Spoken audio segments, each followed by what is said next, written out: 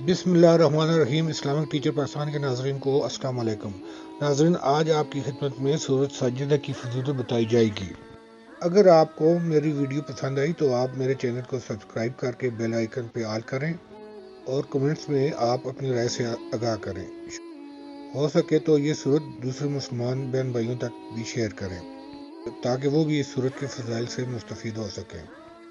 سورۃ ساجدہ قرآن پاک کے 30ویں سپارے میں ہے۔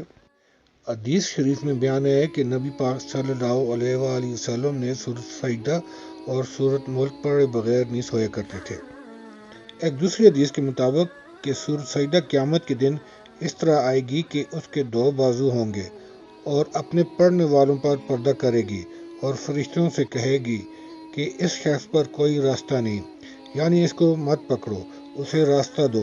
سورۃ سجدہ اور تبارک الذی دیگر صورتوں پر 60 نیکیاں زائد رکھتی ہیں۔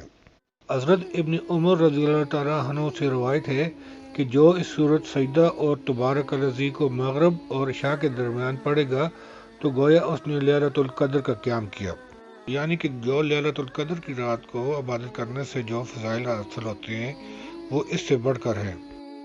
حضور پاک صلی اللہ علیہ وآلہ وسلم جمعہ کے دن نماز فجر میں سورۃ سجدہ کی تلاوت فرمایا کرتے تھے۔